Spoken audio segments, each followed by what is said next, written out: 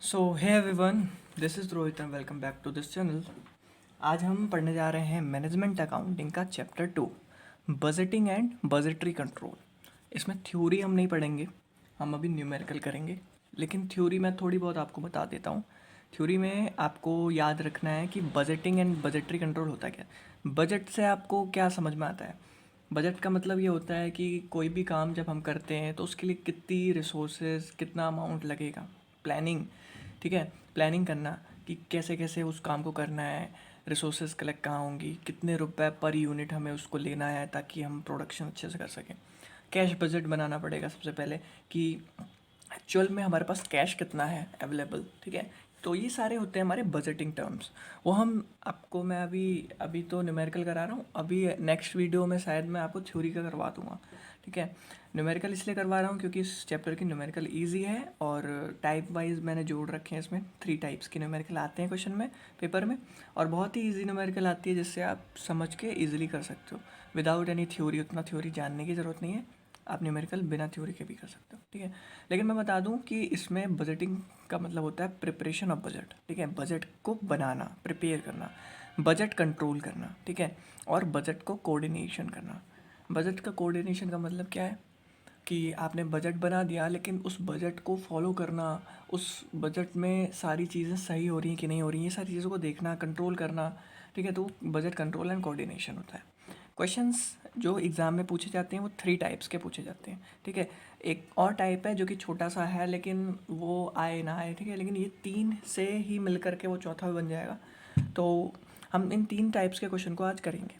सबसे पहला टाइप का क्वेश्चन ये है कि कैलकुलेशन ऑफ मंथली वेजेस, ठीक है। ये आपका मंथली वेज जो निकलती है, जैसे कि जनवरी की मंथली वेज कितनी है, दिसंबर की कितनी है, ये क्वेश्चन में पूछ लेगा आपसे। 2-3 महीने की दे देगा और आपसे मंथली वेजेस पूछ लेगा कि बताओ, कैलकुलेट करो ये कितना है।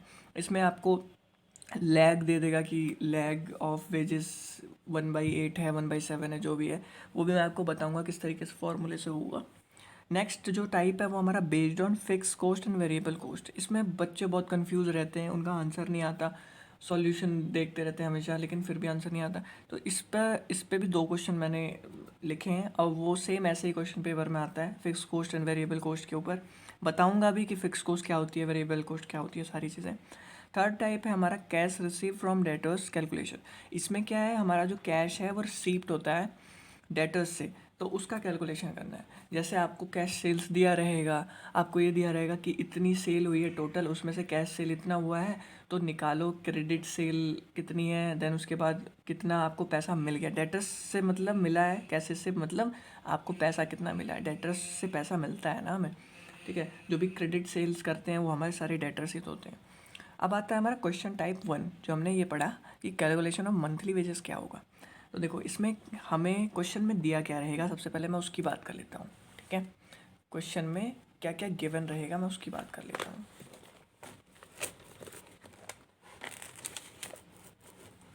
तो सबसे पहला हमारा जो क्वेश्चन में गिवन रहेगा वो रहेगा time lag in payment of any expense, ठीक है। टाइम लैग की वजह से ही क्वेश्चन थोड़ा डिफरेंट बन जाता है और डिफ़िकल्ट बन जाता है। तो टाइम लैग दिया रहेगा, ठीक है, payment, time lag lag in payment of any expense. दूसरा दिया रहेगा हमारा पेमेंट इन करंट मंथ, ठीक है। दूसरी चीज़ क्या दी रहेगी, पेमेंट इन करंट मंथ या पेमेंट इन प्रीवियस मंथ, या आपसे बोल देगा कि पेमेंट इन करंट मंथ और actual payment this as this. उसके बाद आपको निकालना रहेगा कोई भी एक मंथ का, ठीक है। 2 महीने का, मिनिमम 2 महीने का आपको दिया रहेगा डाटा, ठीक है। जनवरी एंड दिसंबर ऐसा दिया रहेगा, आपसे बोल देगा कि जनवरी का निकालो आप एक्चुअल कितना पे करा है। फिर ये है आपका मेन फार्मूला, ठीक है, ये आपका मेन फार्मूला है। तो ये जो होता है ये टाइम लैग होता है, ये आपके क्वेश्चन में गिवन रहेगा। कभी ये 1/5 भी हो सकता है, कभी ये 1/7 भी हो सकता है, कभी ये 1/10 भी हो सकता है। तो ये अपने हिसाब से लगाना है आपको फॉर्मूले में। जस्ट आप यहाँ पे सोचो कि टाइम लैग है, ठीक है। ये 1/8 है, इस वक्त मैंने ऐसे लिया है एग्जाम्पल के लिए। और 1/8 of previous month expense. Previous month expense का मतलब है प्रीवियस ईयर, प्रीवियस मंथ में जो आपका खर्चा था वेजेस के रिगार्डिंग, वो आपको यहाँ पर मल्टीप्लाई करना है 1/8 से, ठीक है। उसके बाद आपको प्लस कर देना है जो भी जो भी ये बचा है ना 1/8 में से रिमेनिंग 1 माइनस टाइम लैग मतलब 1/8। 1/8 अगर 1 में से हम 1/8 को माइनस करेंगे तो 7/8 आ जाएगा। आप करके देखो, 1 में से 1/8 माइनस करो तो 7/8 आएगा। तो उसको हमें क्या करना है, करंट मंथ एक्सपेंसेस से मल्टीप्लाई कर देना है। ठीक है, करंट मंथ एक्सपेंसेस भी आपको वहाँ दिया रहेगा और प्रीवियस मंथ एक्सपेंस भी आपको क्वेश्चन में दिया रहेगा। ठीक है, उसको मल्टीप्लाई करोगे, जो भी आंसर आएगा इन दोनों को प्लस कर दोगे। ठीक है, 1/8 into previous month expense plus 7/8 into current month expense. इसका एक एग्जाम्पल ले लेता हूँ मैं अभी। So this is the example. यहाँ पर आपको साफ साफ दिख रहा है, क्वेश्चन है wages for the month of December. ठीक है, वेजेस दिया हुआ है for the month of December is 2,800 and for January is 2,000। अब यहाँ पर देखो, आपको पता लग गया ना कि दिसंबर जो है वो प्रीवियस मंथ है, जनवरी जो है वो करंट ईयर चल रहा है। ठीक है, जनवरी करंट ईयर है। या अगर आगे भी दिया रहता, जैसे फरवरी का भी दिया रहता, तो आप इसको क्या मानते, प्रीवियस मान लेते और फरवरी को आप करंट मान के उसको सॉल्व करते, अगर उसमें पूछा होता। अब यहाँ पे है lag in payment of wages in 1/8 month. मैंने जैसे आपको पीछे बताया था कि लैग उसमें दिया रहेगा, तो इसमें 1/8 मंथ का दिया हुआ है। ठीक है, आपको यहाँ पर 1/8 के हिसाब से फॉर्मूले में पुट करना है। Payment of wages for the month of January will be. अब यहाँ पे पूछा क्या है, जनवरी का। ठीक है, आपको दो डाटा दिया हुआ है, दिसंबर एंड जनवरी का दिया हुआ है, लैग दिया हुआ है 1/8 मंथ का, और आपसे पूछा है वेजेस का payment for the month of January. आप क्या करोगे, सबसे पहले आपको क्या करना पड़ेगा, आपको लैग निकालना है, लैग इन पेमेंट 1/8। ठीक है, और आपको साथ ही साथ में आपको ये भी निकाल लेना है कि 1 माइनस 1/8 करेंगे तो कितना आएगा, तो 7/8 आ जाएगा। ठीक है, ये बाद वाले फॉर्मूले के लिए, जस्ट प्लस करेंगे तब आएगा। फिर हम यहाँ पे लिखेंगे 1/8 इंटू प्रीवियस, जो प्रीवियस मंथ में जो एक्सपेंस हुआ दिसंबर में, वो हमारा 2,800 का हुआ, उससे हम मल्टीप्लाई कर देंगे। ये जो आंसर आएगा प्लस हम 7/8, जो हमने 1 माइनस 1/8 को किया था, 7/8 आया था, उससे हम मल्टीप्लाई कर देंगे। जो हमारा करंट ईयर का एक्सपेंस चल रहा है जनवरी का, वो 2,000 चल रहा है। ठीक है, इन दोनों को अगर हम सॉल्व करें तो इसका आंसर 350 प्लस इसका आंसर 1,750 आ गया। इन दोनों को प्लस करेंगे तो 2,100 आंसर आ जाएगा। ठीक है, इससे आप समझ गए होंगे, ये सेम टाइप का क्वेश्चन ही बनता है। अब इसमें चेंजेस क्या आते हैं, देखो चेंजेस यही आएगा कि मंथ चेंज करके जनवरी दिसंबर की जगह वो कुछ भी और दे सकते हैं। लैग जो सिस्टम वेजेस, ये जो lag in payment of wages है, इसको 1/8 की जगह 1/9 कर सकते हैं। तो आपको ये 2-3 चीज़ें चेंज मिलेंगी, बाकी क्वेश्चन ये आपको मिलेगा एग्ज़ाम में। ठीक है, अब आते हैं नेक्स्ट टाइप पर। टाइप 2 जो था हमारा, वो हमारा था fix cost and variable cost से रिलेटेड क्वेश्चन। ठीक है, अब आप मुझे बताओ कि आपको फिक्स कॉस्ट देख करके क्या याद आ रहा है। फिक्स कॉस्ट, आप अगर मीनिंग समझो तो फिक्स कॉस्ट का मतलब जो कॉस्ट फिक्स रहती है। ठीक है, आप कोई भी एक्टिविटी कर रहे हो, कोई भी लेवल ऑफ एक्टिविटी में कोई चेंजेस नहीं आ रहे हैं, अगर आप लेवल ऑफ एक्टिविटी इंक्रीज़ या डिक्रीज़ कर रहे हो, ठीक है, कोई भी प्रोडक्शन में अगर इंक्रीज़ या डिक्रीज़ कर रहे हो, तो फिक्स कॉस्ट ही रहेगी। वो कॉस्ट जो फिक्स है उसको हम फिक्स कॉस्ट कहते हैं। ये इसमें लिखा है मैंने ऑलवेज फिक्स्ड। फॉर एग्जांपल अगर मैं ले लूँ तो जैसे कि रूम रेंट होता है, तो room rent is a fix cost. आपने उसमें 10 दिन प्रोडक्शन करी है या पूरा महीना प्रोडक्शन करा है, आपको रूम रेंट तो पूरा महीने का देना है। आप ये नहीं कह सकते कि मैंने 10 दिन ही उसमें काम किया, या 10 दिन मैंने कोई वेयर हाउस है उसमें 10 दिन ही मैंने प्रोडक्ट को रखा है, उसके बाद मैंने उसको खाली कर दिया है, लेकिन आपने लिया तो पूरा 1 महीने के लिए था ना, तो पूरे 1 महीने का पेमेंट किया, तो ये this is a fix cost. अब वेरिएबल कॉस्ट में आते हैं हम। वेरिएबल कॉस्ट आपको पता है वेरी करती है डिफरेंट लेवल ऑफ एक्टिविटी पे। ठीक है, वेरिएबल कॉस्ट जो आपकी वेरी करती है with the different level of activity. जैसे आउटपुट आप इंक्रीज कर दो तो वेरिएबल कॉस्ट अपने आप इंक्रीज हो जाएगी, आउटपुट कम कर दो तो वेरिएबल कॉस्ट कम हो जाएगी। ठीक है, तो ये होते हैं दो कॉस्ट, फिक्स्ड एंड वेरिएबल। अब इनका क्या है, इनके क्वेश्चंस का क्या, जो मतलब क्वेश्चन में क्या क्या रहेगा वो मैं बताता हूँ।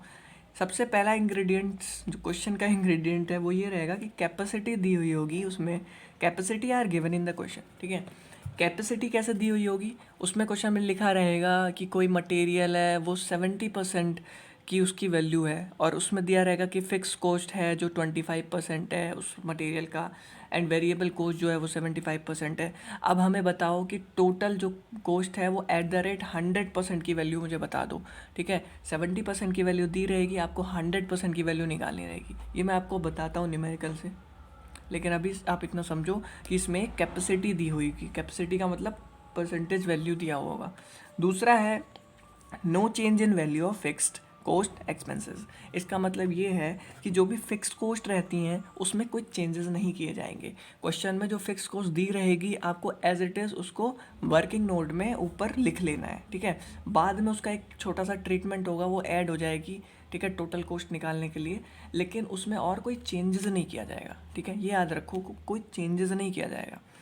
Only treatment of variable cost and expense. इसमें क्या कह रहा है कि हमें वेरिएबल कॉस्ट का ही ट्रीटमेंट करना है। इसका मतलब ये होता है कि अगर हमने कोई वेरिएबल कॉस्ट, सपोज हमने वेरिएबल कॉस्ट हमारे पास 100 की है, 100 रुपीज़ है, और उसकी वैल्यू अगर 70% है, और क्वेश्चन में बोल रखा है कि टोटल कॉस्ट की 100% वैल्यू निकालो, तो हमें उसको 70 से डिवाइड करके 100 से मल्टीप्लाई करना पड़ेगा वेरिएबल कॉस्ट को। ये भी मैं आपको एग्जांपल बताऊंगा। तो ऑल ओवर मैं आपको ये बताना चाहता था कि कैपेसिटी दी हुई होगी, परसेंटेज में दिया होगा कितने परसेंट की वैल्यू इतना है, हमें 100% निकालना है, हमें 80% निकालना है। दूसरी चीज़ लिखा होगा कि नो चेंज, कोई भी चेंज नहीं है फिक्स कॉस्ट को, फिक्स कॉस्ट को छूना नहीं है, हाथ नहीं लगाना, खाली वर्किंग नोट में सबसे पहले ऊपर लिख देना है कि फिक्स कॉस्ट इतना है, कि ताकि आपको याद रहे कि आपको जोड़ना है फिक्स कॉस्ट। ठीक है, तीसरी चीज़ होती है हमारा ट्रीटमेंट करना है वेरिएबल कॉस्ट का। वेरिएबल कॉस्ट का ही ट्रीटमेंट करना है, वेरिएबल कॉस्ट को ही हमें इंक्रीज़ करना है। तो जैसे हमें बोला जाएगा कि परसेंटेज इतना निकालो।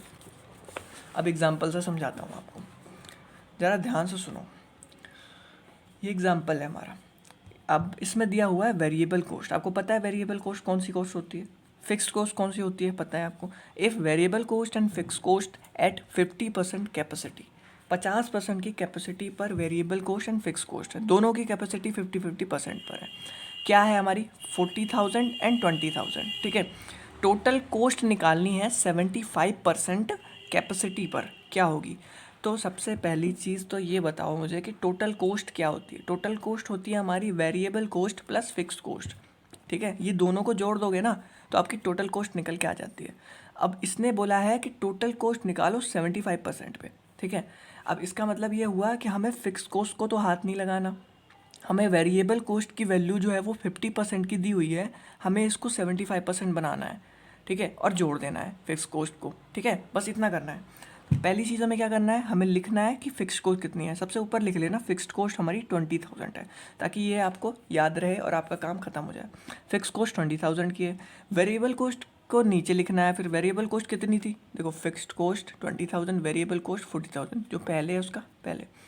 Variable cost 40,000 at 50% capacity. ये मैंने क्यों लिखा, इसलिए लिखा क्या, ताकि मुझे याद रहे कि ये 50% की कैपेसिटी से है।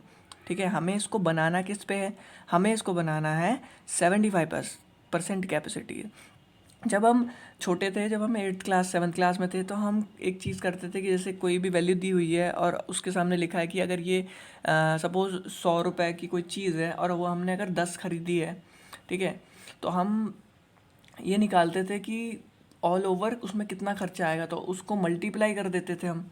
ठीक है, उसी तरीके से जैसे कोई भी 10 रुपए की चीज़ थी लेकिन हमने उस पर 100 रुपये खर्चा कर दिया, तो हम पर यूनिट का वैल्यू निकालते थे। पर यूनिट हम डिवाइड करके पर यूनिट की वैल्यू निकाल लेते थे कि पर यूनिट कितने का मिला होगा। 100 रुपये की हमने चीज़ खरीद ली और एक प्रोडक्ट हमारा 10 रुपये का था, तो डिवाइड करेंगे तो 10 रुपये पर यूनिट की वैल्यू आ जाएगी। सेम उसी तरीके से हम यहाँ भी करेंगे। 40,000 हमारी 50% की वैल्यू है। सपोज़ कर लो कि 40,000 का हमने कोई प्रोडक्ट खरीदा और हमने उसको 50 खरीदा है। ठीक है, उसकी जो क्वांटिटी है वो 50 है। हमने क्या करा, हमने डिवाइड करा, एक की वैल्यू निकल जाएगी यहाँ से कि एक प्रोडक्ट कितना का था। तो एक प्रोडक्ट निकालने के लिए हम इसको 0 से यहाँ पे आ जाएगा हमारा कितना, 800 आ गया। एक प्रोडक्ट 1% की वैल्यू 800 आ गई यहाँ पर। ठीक है, सपोज 800 आ गई, इसको मल्टीप्लाई कर देंगे 75 से तो 60,000 आ गई। 60,000 जो हो गई वो वेरिएबल कॉस्ट की वैल्यू हो गई एट द रेट 75% कैपेसिटी पर। ठीक है, याद हो गया, समझ गए। अब वेरिएबल कॉस्ट निकाल लिया आपने, फिक्स कॉस्ट पहले से पता है 20,000। आपको बोला क्या है, टोटल कॉस्ट निकालनी है। टोटल कॉस्ट के लिए बताया था मैंने variable plus fixed, variable cost plus fixed cost, ये याद रखना। ये कभी कई बार एमसीक्यू में छोटा सा क्वेश्चन आ जाता है कि टोटल कॉस्ट का फॉर्मूला बता दो, तो वेरिएबल प्लस फिक्स्ड, इन दोनों को जोड़ोगे 80,000 आ गया एट द रेट 75। यहाँ पे गलती से यहाँ पे 100 हो गया, यहाँ पे 75% की कैपेसिटी हो गई, ठीक है। आप यहाँ पे देखोगे फिक्स्ड जो कॉस्ट है हमारी वो 20,000 एज इट इज़ 20,000 है, क्योंकि फिक्स्ड पे कोई ट्रीटमेंट नहीं करना, फिक्स्ड चेंज नहीं होगी, ठीक है। नेक्स्ट पर आते हैं, ठीक है। ये हमारा नेक्स्ट क्वेश्चन है, ये सेम क्वेश्चन है लेकिन थोड़ा सा मैंने सोचा है कि इसमें यूनिट्स दिए हुए हैं तो उसमें मैं आपको डिस्कस करके बता दूँ। इफ़ इनडायरेक्ट मटेरियल कुछ नहीं है, जस्ट समझो कि कॉस्ट ऑफ टोटल मटेरियल है, ठीक है। कॉस्ट ऑफ टोटल मटेरियल समझ लो, 70% की कैपेसिटी है इसकी। कितनी कैपेसिटी है? 70% की। 700 यूनिट हैं, is 235। 235 means total cost of indirect material दिया हुआ है 235, टोटल कॉस्ट दिया हुआ है हमें, of which variable cost is 5 पैसा पर यूनिट। 5 पैसा पर यूनिट से क्या आपको मतलब है? आपको यहाँ पे मतलब ये है कि देखो हमें वेरिएबल कॉस्ट ऑल ओवर इस पर निकालनी है, ठीक है। Total cost per variable cost निकालनी है हमें, लेकिन यहाँ पर यूनिट वैल्यू दी हुई है। हम क्या करेंगे, हम यहाँ क्या करेंगे, पहले क्वेश्चन पढ़ता हूँ आपको पूरा। The amount of indirect material of at the rate 100% की कैपेसिटी पे क्या आएगा? अमाउंट ऑफ इनडायरेक्ट मटेरियल, मैंने क्या बोला, इनडायरेक्ट मटेरियल को आप एक कॉस्ट समझ लो, ठीक है। Cost of indirect material, total cost of indirect material, total cost at the rate 100% की कैपेसिटी पे पूछा है। 70 दिया है, 100 की निकालनी है। 70% की कैपेसिटी दी हुई है, 100% की निकालनी है। वेरिएबल कॉस्ट पर यूनिट दिया है 5 पैसा। हमें भाई पर यूनिट नहीं चाहिए, हमें क्या चाहिए, हमें पूरी टोटल वेरिएबल कॉस्ट चाहिए। 700 यूनिट दिया है, मैंने अभी आपको समझाया था कि भाई कोई भी यूनिट, कोई भी आपने कोई चीज़ खरीदी 5 पैसे में खरीदी, 1 यूनिट की वैल्यू है। 700 यूनिट खरीदी तो आप मल्टीप्लाई कर दोगे तो आपको पता लग जाएगा ना कि ऑल ओवर आपका total variable cost, total cost कितना लगा, टोटल आपने कितने रुपए दिए उसको 700 यूनिट खरीदने में। तो अपने टोटल वेरिएबल कॉस्ट जो है वो 700 इंटू 5 पैसे 35 रुपीज़ में आपने खरीद ली चीज़ें, ठीक है। अब यहाँ पर मैंने एक चीज़ और बोली थी कि ज़रा ध्यान से सुनो, जो इनडायरेक्ट मटेरियल है वो हमारा एक तरीके से कॉस्ट ऑफ इनडायरेक्ट मटेरियल दिया हुआ है यहाँ पर 235।